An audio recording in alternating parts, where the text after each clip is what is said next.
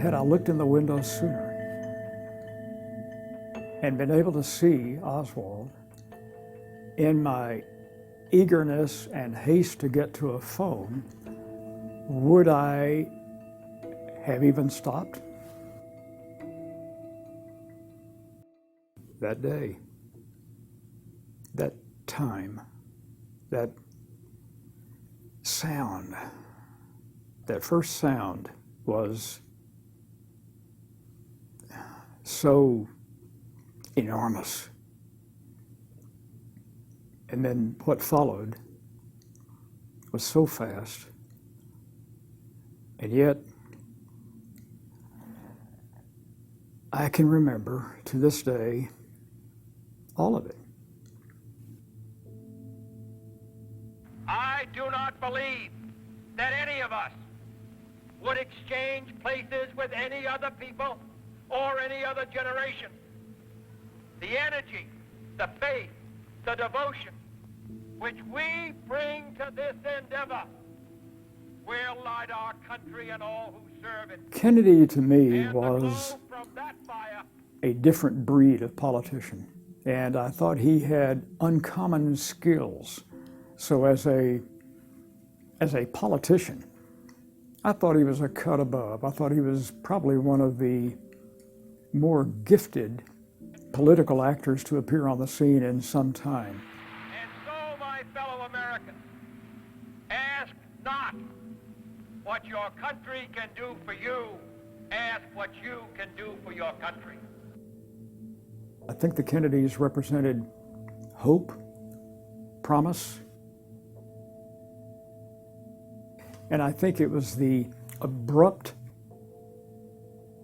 loss of what might have been that caused everyone to react the way they did.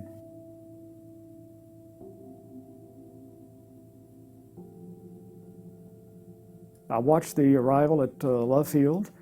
The minute they got down from the plane, he ignored the guidelines on the tarmac that had been taped off, went to the fence because that's where the people were, and he started shaking hands. And I'm sitting in the studio watching that thinking, that guy is just incredibly natural. And he took the bubble top off, told the Secret Service guys not to walk, not to get on the running board of the car where they were supposed to. He wanted people to feel that he was, approachable. After watching all this, I thought, hey, I think I'll walk over and watch part of the motorcade. I had been looking up at all the rooftops and all the open windows. I was standing in front, near the street, near the curb, and didn't have long to wait. Here came the motorcade. I was just struck by the President and Mrs. Kennedy. They just were so attractive. And I was so carried away, I think I hollered out something like, hey, welcome to Dallas, Mr. President. And they turned the corner and boom. Everything then is happening in split seconds because my first reaction was, that's not a shot, not in my hometown. And I turned and said, if that's a firecracker, boom. The next sound, it registered, yes, those are shots. And on the second shot, it was almost a twitch. And Jackie screamed, oh my God. Without any interval almost, boom, that third shot. Kennedy then had a violent reaction to that sound.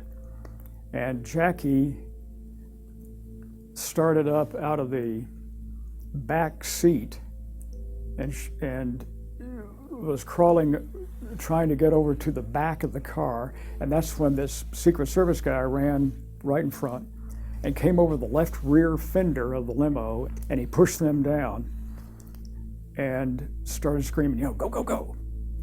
On the third shot, everyone sort of scattered towards the triple underpass.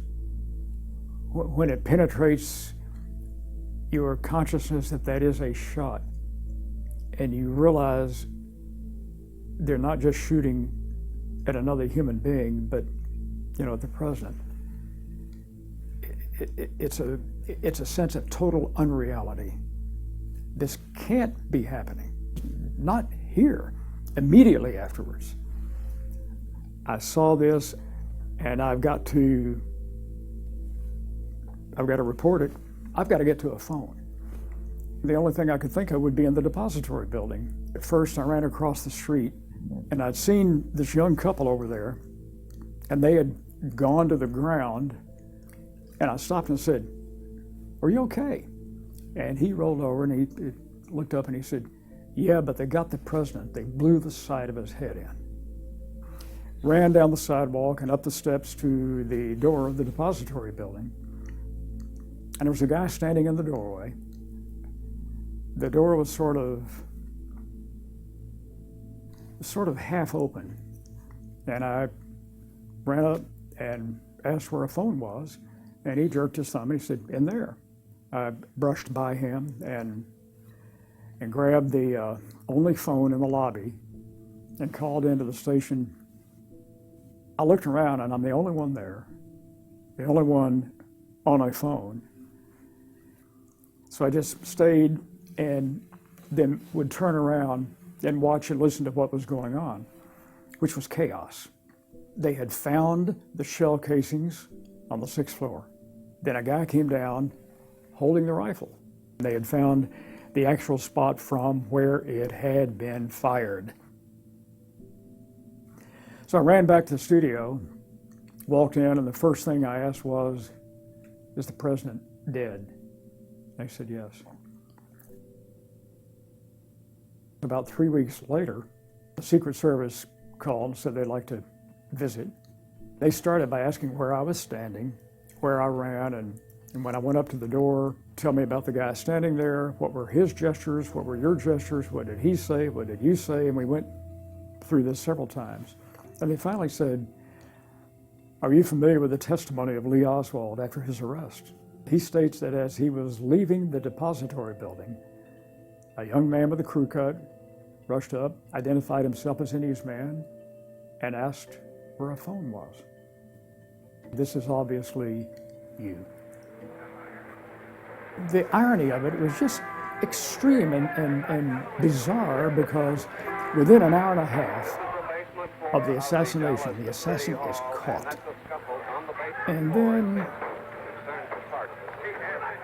the assassin himself is killed, and the truth dies with him. It has become part of my life. I've even dreamed about that a couple of times. He's there, and I'm in a hurry, but I stop and trying to remember where I've seen him, and then disappears.